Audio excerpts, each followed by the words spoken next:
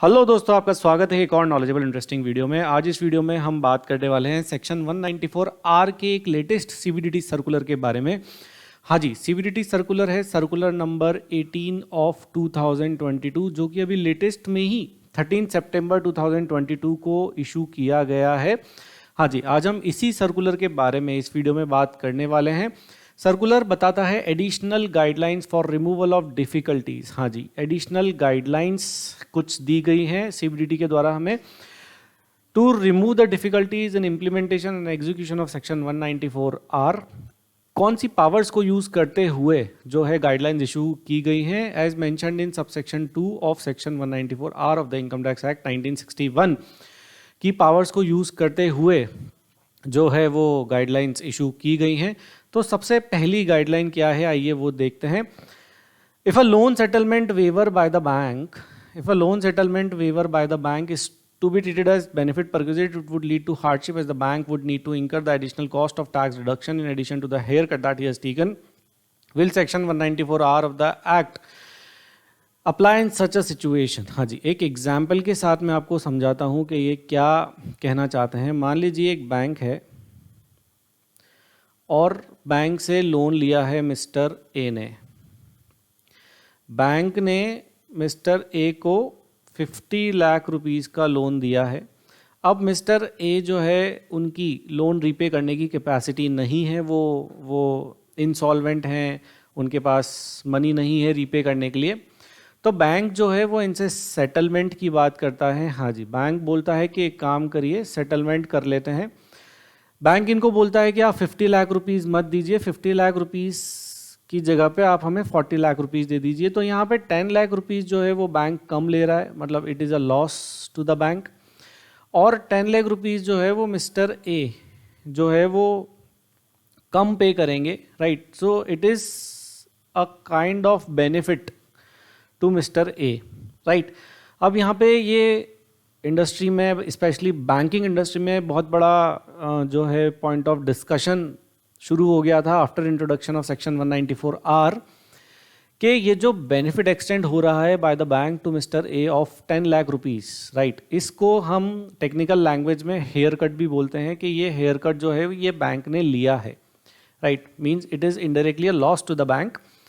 तो ये 10 लाख रुपीस का जो बेनिफिट एक्सटेंड हो रहा है मिस्टर ए को, राइट, इस पे जो है वो TDS under section 194 R deduct होगा या नहीं होगा।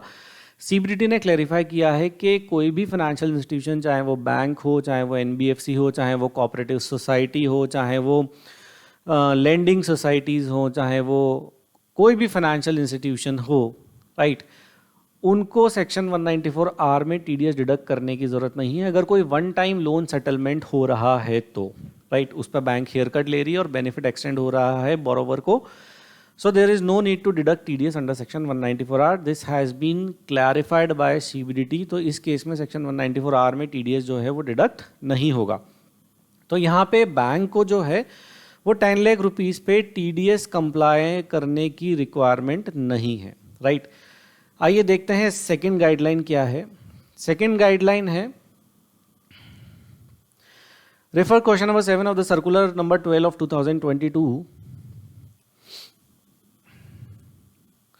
2022 CBDT circular number 715 dated 8th August 1995 clarifies that TDS under section 194C and 194J is required to be made from gross amount of bill including the reimbursement. A person has provided services to the company and out of pocket expenses are charged by him to the company along with service fees in the same bill. Company deducts tax under section 194J of the act on both service fees component as well as on out of pocket expense in accordance with this circular. Is there a non compliance with the provision of section 194R of the act? हाँ जी, अब क्या कहता है ये point number two ये कहता है। हाँ जी, इसको भी एक एग्जाम्पल से समझाता हूँ मैं आपको। एग्जाम्पल से हम समझते हैं तो चीज़ें ज़्यादा अच्छे से हमें समझ में आ जाती है। मान लीजिए एक है मिस्टर ए जो कि मान लीजिए आप एक आर्किटेक्ट हैं राइट। अब ये मिस्टर एक्स को अपनी आर्किटेक्चर सर्विसेज देते हैं, राइट, और सर्विसेज की वैल्यू है 50,000 रुपीज़, राइट। अब मिस्टर ए जो है वो इनवॉइस क्रिएट करते हैं, राइट। मिस्टर ए ने इनवॉइस बनाया, वैल्यू ऑफ सर्विस लिखी उसमें 50,000 रुपीज़। उसके बाद मिस्टर ए ने out of pocket expenses add किए 10,000 रुपीज़ के। उन्होंने पर्टिकुलर आर्किटेक्चरल सर्विसेज देने के लिए कुछ अपनी जेब से एक्सपेंस किए स्पेसिफिकली क्लाइंट के लिए, तो 10,000 रुपीज़ वो एक्सपेंस हो गए। टोटल बिल बनाया मिस्टर ए ने 60,000 रुपीज़ का, राइट। मिस्टर एक्स ने क्या किया, इस टोटल 60,000 रुपीज़ पे अंडर सेक्शन 194J में TDS कंप्लाई कर लिया, 10% TDS डिडक्ट करके जमा करा दिया। अब यहाँ पे सेक्शन 194R आने के बाद, क्योंकि सेक्शन 194R जो है इस पॉइंट पे साइलेंट था, सेक्शन 194R आने के बाद ये एक पॉइंट ऑफ कंफ्यूजन अराइज हुआ कि ये जो आउट ऑफ पॉकेट एक्सपेंसेस हैं जो मिस्टर ए ने बिल में एडिशनली चार्ज किए हैं, इस पे क्या अलग से सेक्शन 194R का TDS कंप्लाई करना है, हाँ या ना। इस पॉइंट पे भी CBDT ने क्लेरिफाई किया है कि अगर out of pocket expense bill में अलग से चार्ज हो रहे हैं तो उस आउट ऑफ पॉकेट एक्सपेंस पे अगर सेक्शन 194J या 194C में TDS कट गया है तो आपको सेक्शन 194R में TDS काटने की ज़रूरत नहीं है। मतलब एक अमाउंट पे एक ही सेक्शन में TDS कटेगा। TDS हम क्यों काटते हैं, दो इंपॉर्टेंट रीजन होते हैं, to make the government to have the regular income, right. Second is for the mapping of the income, ताकि टैक्स इवेजन ना हो और ट्रांजैक्शन की जो मैपिंग है वो समय पे हो जाए, राइट, ताकि जो रेसिपिएंट है वो उसको प्रॉपर अपनी इनकम टैक्स रिटर्न में एज ए इनकम दिखा दे और उस पर अप्रोप्रिएट जो भी उसका टैक्स बनता है वो दे दे। This is the purpose and intent of introducing TDS provisions in the act. तो यहाँ पे CBDT ने क्लेरिफाई किया कि जो additional out of pocket expenses हैं 10,000 रुपीज़ के, उस पर आपको अलग से 194R का TDS कंप्लाई करने की ज़रूरत नहीं है।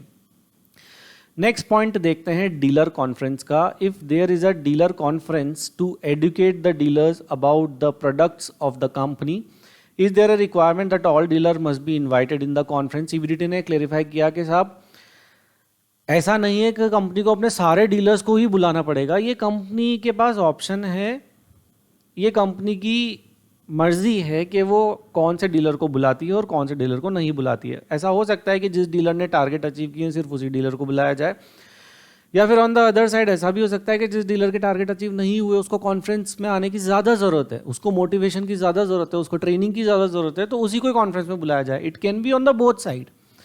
तो ऐसा नहीं है कि सारे के सारे डीलर्स को ही कंपनी को कॉन्फ्रेंस में बुलाना है। Company as per the policy of the conference, as per the policy that the company adopts, company उस पॉलिसी को फॉलो कर सकती है। Question number 2, what if dealer arrives 1 day before and leave of day after. क्योंकि जो इसके पहले guidelines issue की गई थी उसमें CBDT ने बोला था कि अगर कहीं लेजर कंपोनेंट है, अगर कहीं ट्रिप में और स्टे में कॉन्फ्रेंस के दौरान कहीं भी लेजर का कंपोनेंट है तो उस पे जो है वो सेक्शन 194R में TDS कंप्लाई होना है।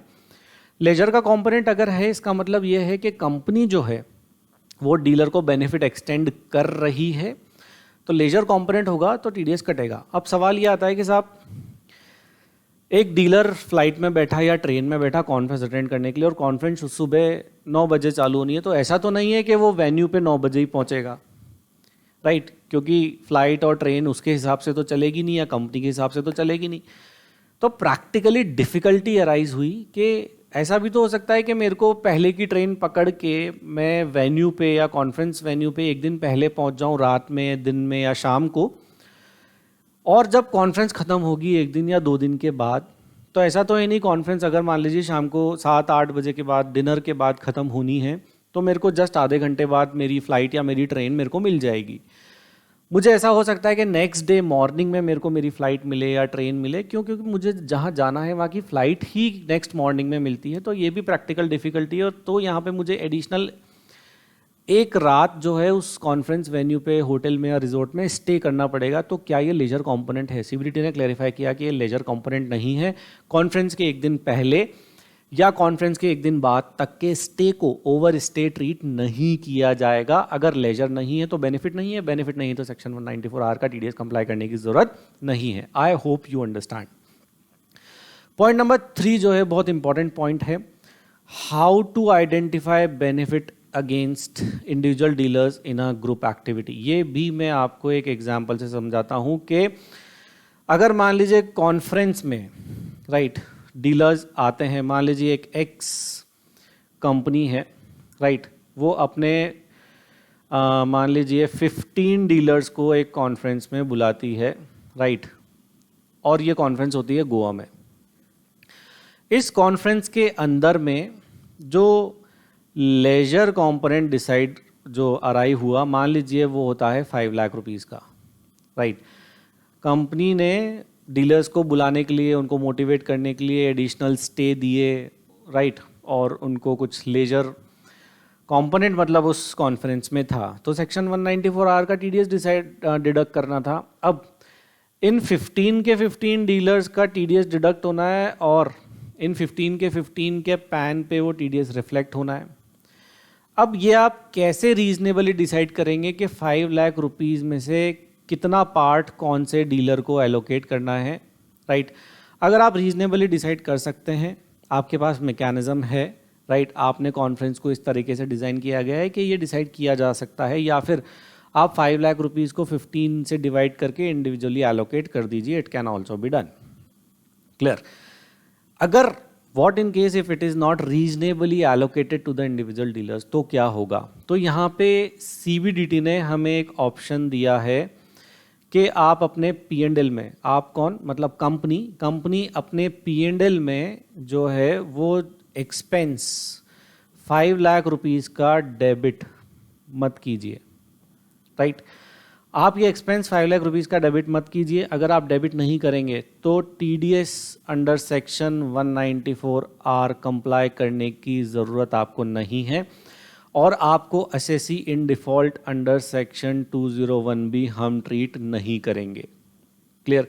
ये सीबीडीटी ने इस गाइडलाइन में क्लियरली जो है वो क्लैरिफाई किया है कि आपने लेजर कंपोनेंट डीलर्स को दिया है और सेक्शन 194R का टीडीएस उस पर आता है, और आप हर एक डीलर पे वो लेजर कंपोनेंट एलोकेट नहीं कर पा रहे हैं, तो आप उस एक्सपेंस को P&L में डेबिट मत कीजिए राइट।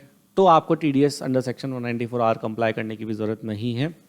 या तो डेबिट मत कीजिए या फिर जो आपका नेट प्रॉफिट है उसमें उस एक्सपेंस को ऐड बैक कर दीजिए। Outcome of both will be same, और हम आपको राइट इम्यूनिटी भी देंगे to treat you as assessee in default under section 201 right. तो ये भी सीबीडीटी ने यहाँ पे क्लैरिफाई किया है।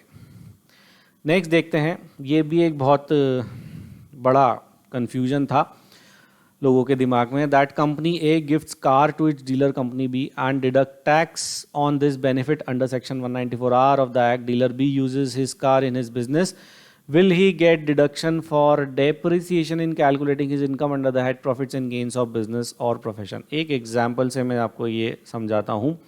मान लीजिए एक है मिस्टर ए राइट, जो कि एक कंपनी के डीलर हैं, और एक है ए लिमिटेड राइट। ए लिमिटेड ने मिस्टर ए को एक 10 लाख रुपीज़ की कार जो है वो गिफ्ट की राइट। इस ए लिमिटेड ने जब कार गिफ्ट की तो अंडर सेक्शन 194R जो है उस पे उसने टीडीएस कंप्लाई कर लिया राइट। अब मिस्टर ए को अपनी आईटीआर में ये 10 लाख रुपीज़ की इनकम जो है वो शो करनी पड़ेगी, क्योंकि उस पर टीडीएस जो है वो डिडक्ट हो गया और इनकम शो करनी भी चाहिए। तो यहाँ पे ये सवाल उठता है कि क्या मिस्टर ए जो है, ये जो कार उसके पास आई है और उस कार को वो एसेट भी ट्रीट कर रहा है, क्या मिस्टर ए इस कार पे डेप्रिसिएशन क्लेम कर सकता है as per provisions of income tax act 1961 right. CBDT ने क्लेरिफाई किया कि अगर मिस्टर ए अपनी इनकम टैक्स रिटर्न में जो उसको बेनिफिट मिला in the form of car, अगर उसको इनकम दिखा देता है और उस पर टैक्स दे देता है राइट, तो मिस्टर ए जो है बिल्कुल वैलिडली जो है डेप्रिसिएशन वो क्लेम कर सकता है उस कार पे, कोई प्रॉब्लम नहीं है। ये कन्फ्यूजन इसलिए अराइज होता है क्योंकि मिस्टर ए ने एक्चुअल में कोई कंसिडरेशन पे नहीं किया है इस कार को एक्वायर करने के लिए राइट। उसको एज अ गिफ्ट मिली है एक कंपनी से राइट।